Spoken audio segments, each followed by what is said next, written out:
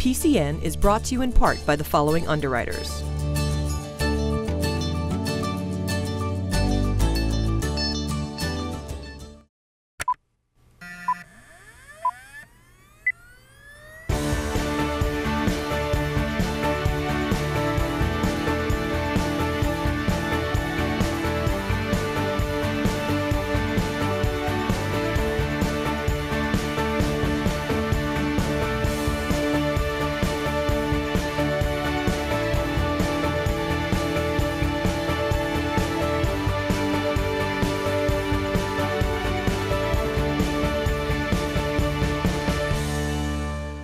Welcome to another episode of PACTV Community News. I'm Brian Sullivan. And I'm Julie Thompson. On this show, we celebrate 300 years with the First Parish Church in Kingston. We meet the Pembroke Police Department's new K9, and the Duxbury Senior Center hosts an art show and gallery talk. We hear about how an open mic has created community among Quincy College students, and the Kingston Bone Yard holds a ribbon cutting to mark the occasion of its grand opening. Plymouth County Treasurer is on set for a new Treasury Notes, but we start at the new Plymouth Town Hall. Plymouth has finally moved into its new town hall and the 1820 courthouse. And to celebrate the occasion, selectmen, town officials, community members, the Plymouth High School Band, and Plymouth North's a cappella group marched from the old building at 11 Lincoln Street to the new building at 26 Court Street. PCN was there when the group arrived at the new building for the official ribbon-cutting ceremony. New Plymouth Town Hall and the dedication. As the oldest community in the country, we felt that we needed to recognize that for the first time in the history of Plymouth, we had a new building. Every town hall that we've had up to this point was a building that was renovated and done over. We go back as far as being at one point in the 1749 courthouse. So we wanted to celebrate by taking our flags, which are extremely significant, the national colors, the Commonwealth flag, the Plymouth flags, our sister city flags, and bring them from Lincoln Street to show that we had officially moved. And we did that today. We did it with the youth of the community, with the high school, with citizens that have been extremely involved in the process. The need for a new town hall has been very evident in the last several years as our population has grown. We're now a community of approaching close to 70,000 people, and a building that we renovated in 1950 was not going to serve the demands of a very active, vibrant community. This was a real chance to do something in the historic downtown. It was dilapidated, nobody was sure what to do with it, and I really saw the community come together as a whole to decide this is where our government should run out of, and I think as you can see today it works. In 1820, the residents of Plymouth County, all 26 towns, came together and built a courthouse that was meant to inspire the residents of the community. And in the 21st century, in 2017, we were committed to the same idea of inspiration. By looking at the architecture, the Board of Selectmen will meet here, and they will have debates, and there'll be arguments, and there'll be decisions made. And that is the process of democracy, and it will take part in this room. And the room that you're looking at today was designed around 1881, 1882. The clock on the wall was restored, the chandeliers were restored to the area in which they were installed. The carpeting was decided by reading old stories in the old colony about what the carpet looked like on the day it opened in 1882. So there's a lot of different things that we were able to do, restoring furniture and benches, and reclaiming material. There was a series of additions off the back, and we had to reclaim that material because of its uniqueness. What I'm so in awe of in this community is that Plymouth is active, vibrant. It's the best place as far as I'm concerned to live in the Commonwealth of Massachusetts. But it took a lot of people to bring this together. This wasn't the idea of one person, it wasn't one group. The community made it happen.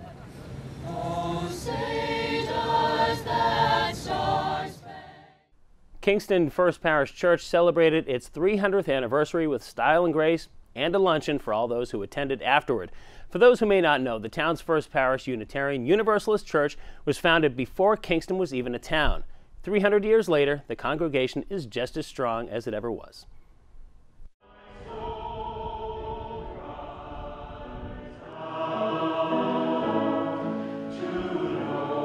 We are the oldest social, religious, and cultural institution in this part of Plymouth Colony. We came 9 years before the town. So when our 300th anniversary came upon us, we all knew that. Maybe we didn't know much about the history, which we've come to learn in the last 2 years, but we knew it was something important and something that ought to be recognized and celebrated in some way. And as far as the service goes, I think it was remarkably appropriate. We had ministers from neighboring towns coming here to basically celebrate with us. And our chorus is composed of members of the church, and you'd be surprised. It's actually a pretty good percentage of the people at the church are in the chorus. Pete Eldridge and Joy Ingraham were our singers today.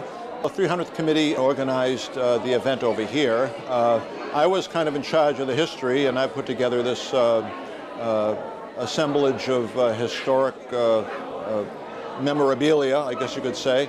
The food we've had ourselves, we catered. We've had it catered by, I think, the Plymouth Bay Catering Company.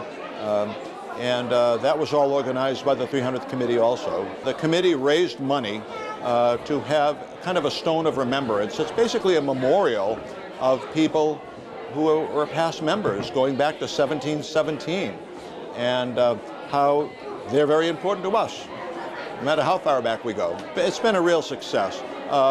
For one thing, one of my personal goals was to lift the profile of the church within the community. Let people know who we are and what we are, besides being the big white church, you know, on Main Street. But also I think it's created a certain unity within the church. We've done an enormous amount of work, painting and restoring and cleaning and finding artifacts that have been lost for decades, and so and identifying things. So we've really come together a lot as a church.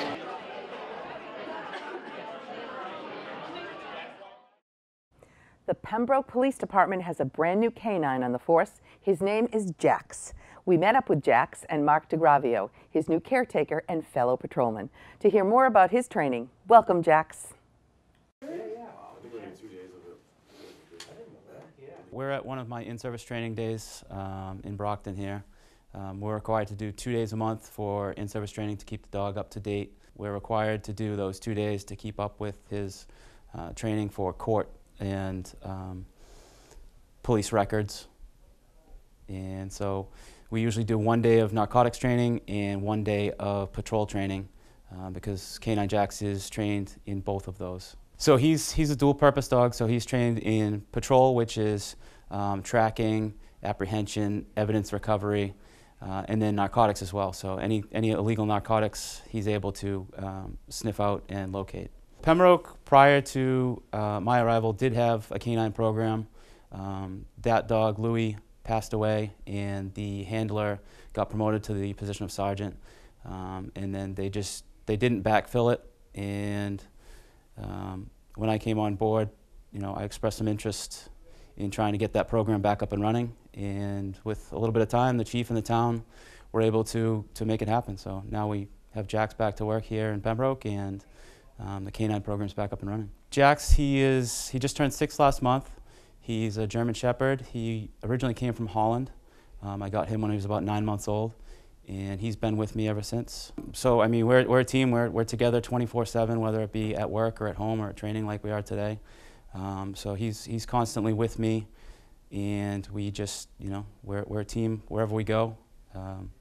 We do, you know, training at work as well as here during in-service days, and Jax is actually fed for his training, so he doesn't get fed without doing some sort of task, whether it be, you know, doing a track or finding narcotics. So day to day, he has to do some sort of task in order to get fed, and you know, we work together just like he's my partner, you know, 24/7. we were able to get the program back up and running in Pembroke with the help of some outside agencies and donations, and the Plymouth County Sheriff's Department was able to donate a cage for one of the cruisers that we had, and Mass Vestadog was able to donate a ballistic vest for Jax, which keeps him safe on the street. And then the Pembroke Animal Hospital was generous to donate many of their services. So, any routine maintenance, routine vet visits for Jax, they've taken care of a lot of that, and they've actually donated an insurance plan to the program and to Jax as well to keep him healthy and safe. It's just, I get to have my best friend with me every day, Man's best friend comes to work every day. It's a pretty rewarding job.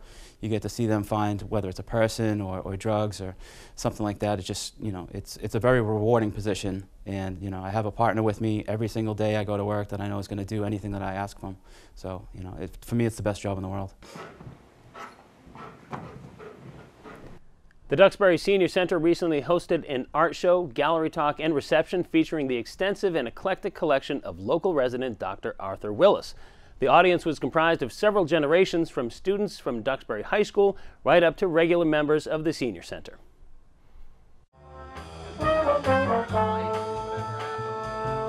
Today we're having a beautiful art show, art gallery, art talk, and reception with Arthur Willis. Arthur is an active and beloved member of the Duxbury Senior Center. He has been an avid art collector since the early 80s and has a profound, large, and eclectic art collection. And his collection ranges from Maine all the way down to Marshfield, and he's hosts artists up at his island in Maine for decades.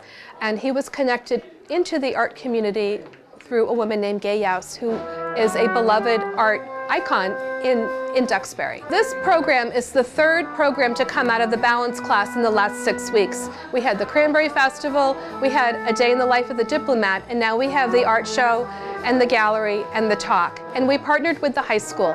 So the students are here to learn from Arthur, to hear his stories. And his stories are not about how valuable the piece is or how well the piece was done. It's to share the story of the artist's life and how that painting impacted his own personal life. So he's an eclectic collector of art, and he collects it in a very different way. We have about 50 students in the house today from Duxbury High School. They've partnered with us. We have the art students, the journalism department, the jazz trio, and people from the bread board who are preparing all culinary treats for the gallery reception. We have the interim principal, Jim Donovan, in the house, who we love to collaborate and partner with. He's been a great partner to us when we do intergenerational programs here at the Duxbury Senior Center, and we're happy to host them. We are expecting about 120 people today from the community. We do tremendous outreach and partnering with the community at large. We're very thankful that the Art Complex Museum, they've partnered with us. Craig Bloodgood curated the entire show. Karen Kokoris from Thayer Academy let us borrow the easels and the pedestals to showcase the art. The DPW, they were all in and drove up to Thayer and got the pieces that we needed to borrow for the show. So we work together and we collaborate in the community outside of the Senior Center. And I work with the best group of people in the world, and it takes a village to do an art show, an art reception, and partner with the community. And it's really exciting for us to showcase the passions of our seniors. They are the crown jewels of our community, and they have had wonderful, interesting lives, and they enrich our lives each and every day. So we're thrilled to showcase Arthur and everything that Arthur's about through the scope of art. Quincy College in Cordage Park has been an easy and accessible location to take classes without heading all the way to Quincy for years now. But for commuters, it's not always easy finding a sense of community with your classmates when you're constantly coming and going. To fill this void, Dr. Ken Texera, professor of psychology, started an open mic night that has grown with great success. We stopped by the Black Raspberry Pub to meet the crew and hear their story. Thank you. Quincy College Open Mic started in 2010, and I had a bunch of really good musical people that wanted to connect with other people. And these talented young musicians came together, and it almost started like a karaoke night, and then it just grew into people writing their own songs, getting better at their musical craft, and now you'll see what's going to happen tonight, which is them just playing their hearts out as talented musicians. As people perform, one thing you'll notice is it's a very supportive, warm atmosphere where people come and share their talent. And what's nice is no one's ever booed. Everyone's always clapped. And it's such a warm place where people can just share their new songs, their stories, and their musical ability with everybody else. And everyone starts collaborating and working together. So it's a really interesting night of music. I started coming to the open mics about a year ago from now with a couple of my friends that I've known since school. They come all the time and they invited me to come along with them. And I've always showed up ever since then and just had a great time all the time. Everyone's really nice and not too judgmental at all. Even when people go up and they mess up a little bit on stage and they're like a little nervous maybe or something, everyone gets a round of applause. So everyone's just really nice and open and just generally positive. Over time, I've definitely evolved through the sheer volume of open mics that I've done here and outside of this venue, and this has really helped me grow as an artist, and I think it's a really great experience that helps people find their sound and their confidence. I still can see you rolling through my tears. Quincy College is focused on teaching and learning one student at a time. And one thing about a community college is we wanted to lower our borders and make ourselves more accessible to the community. So one thing that I'm lucky to be able to do as a professor is to go and reach out into the community and bring people in.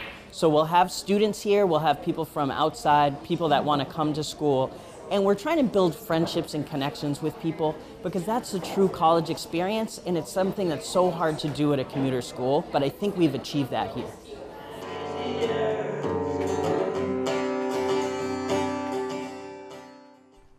We've been following the evolution of the Kingston Dog Park, known as the Bone Yard, for some time now. It was PCN's pleasure to be there for the ribbon-cutting ceremony. It's recording.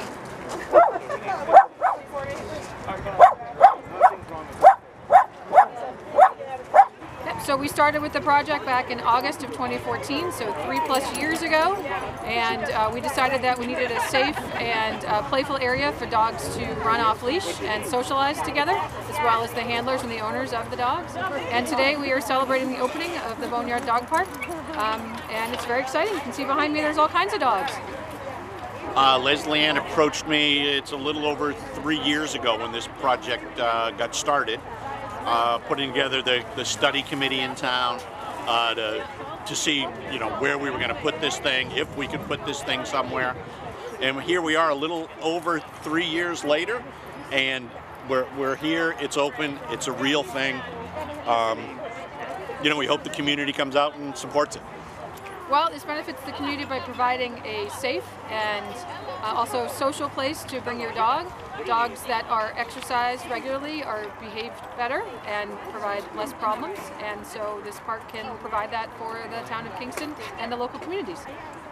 One of the things we studied was dogs actually need to socialize too.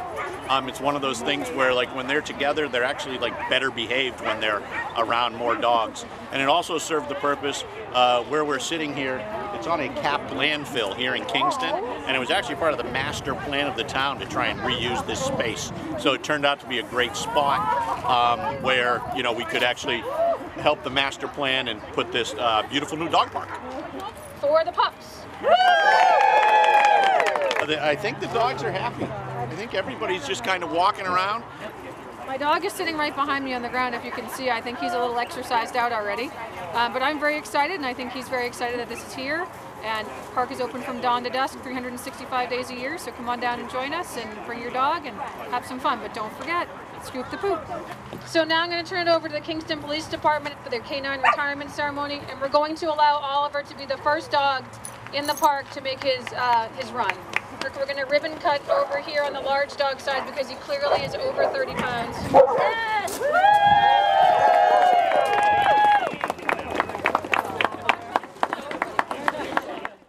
We are so pleased to welcome back onto set Tom O'Brien, who is the Plymouth County Treasurer. Welcome back. Thank you, Julie. It's always a pleasure to be here. And we have a segment which we call Treasury Notes, which we have with Tom O'Brien on a regular basis. And if you've missed any of the previous sessions that we've had with Tom, you can go to our YouTube, PACTV Community News YouTube, and just search for Treasury Notes playlist.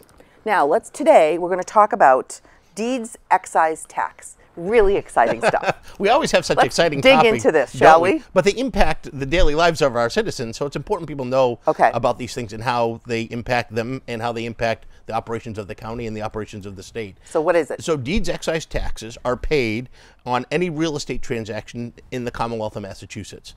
They're paid on a county by county basis. So every real estate transaction in Plymouth County is paid in Plymouth County at the Plymouth County Registry of Deeds. So give me an example of a real estate transaction. Buying and selling a home. Okay, perfect. Those are the most. Those are the biggest ones. Those are the biggest ones. And those happen every day. They do happen every day. Yep. Although the busiest day is the last day of the month for us. Oh, right, right. Where everybody tries to get in, because human nature is to procrastinate a little bit. So every time there's one of those transactions, there's a deeds excise tax. Think of it almost like an automobile excise tax on the transaction. And when it was originally created a number of decades ago, the excise tax here in the Commonwealth, it was a 50-50 split.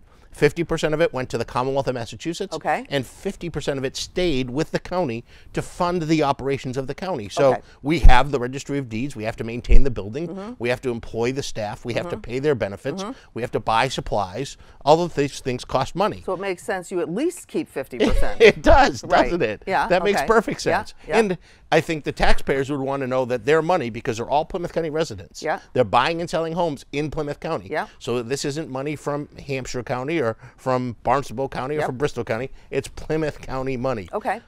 So you could make the case that all of it should stay here. However, it was 50-50. Over the last couple of decades, however, the state has found itself in need of additional cash. As we know. And so not surprisingly, they've changed the legislation over the decades.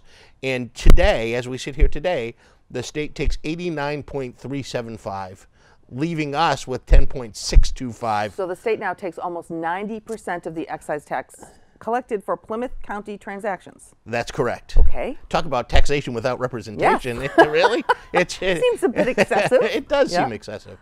However, we're smart enough to know, and our legislative delegation is smart enough to know, and our Register of Deeds, John Buckley, is smart enough to know that we can't go and ask for 50% back. The state needs cash flow. They have their own challenges. So we filed legislation. Representative Josh Cutler is the lead sponsor of our legislation, but every member of the Plymouth delegation has signed on. The Plymouth County legislative delegation has signed on, and that was just reported out of committee a couple weeks ago, and it's now in House Ways and Means. And what does the legislation state? What the legislation allows is that Plymouth County and all the counties get to keep 30%. Oh, so we're going to up it from 10 to 30. So we think we're being reasonable. Split the difference, right? Used to be 50. So now it's about 10. Now so we'll go to 30%. 30. And it really makes sense to people when you talk to them about the legislation. It really is. So what is that difference per year, approximately, that we would keep in the Plymouth County coffers? Yeah, so for Plymouth County, that's about $1.8 million a year. Wow. To the state, and this is always where there's a challenge, we've estimated that it's probably about $15 million total. But the state budget's now $41 billion. And we feel fairly confident that this $15 million coming back to the various counties is for all the counties. Not only only makes sense, but is a good use of those tax dollars, because every dollar spent on a regional program saves $7 of expense for those communities that participate. So it's a real good use of those resources.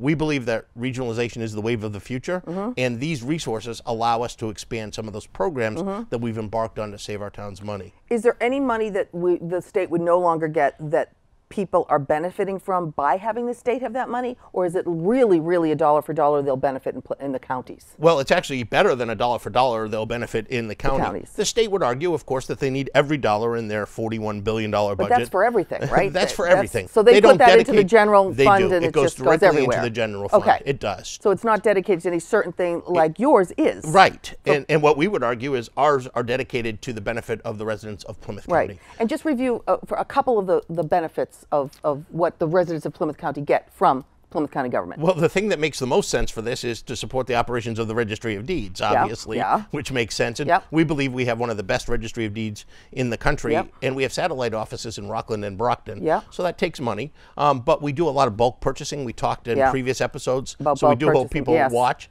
about the bulk purchasing programs that we have. Our biggest is our municipal vehicle bid that saves towns thousands of dollars. And it costs the county not much to operate. We have 2 or 3 people that just run that program. Our county administrator, Frank Basler, has done a fantastic job with that and grown that.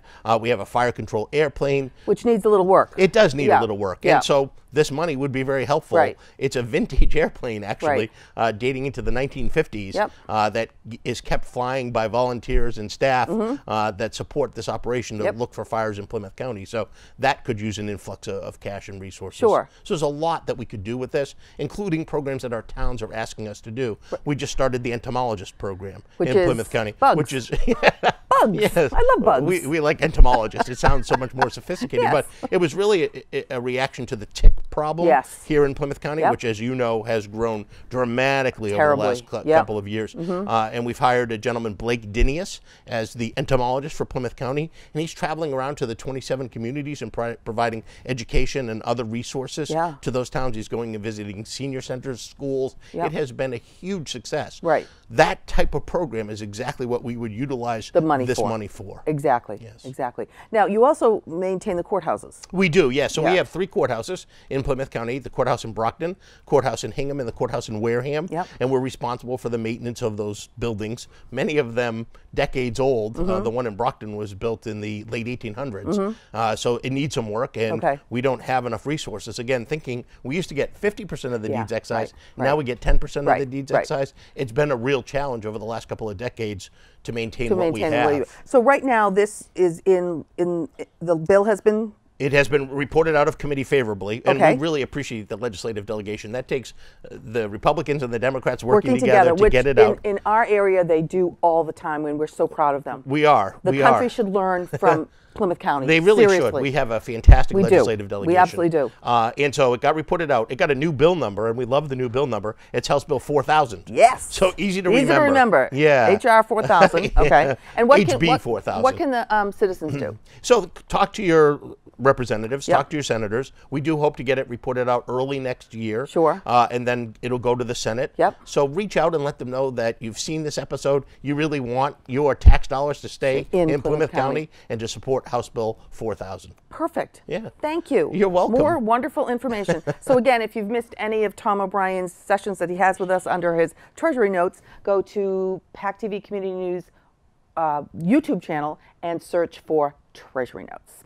Okay. We'll see you again soon. Sounds like a plan. All right.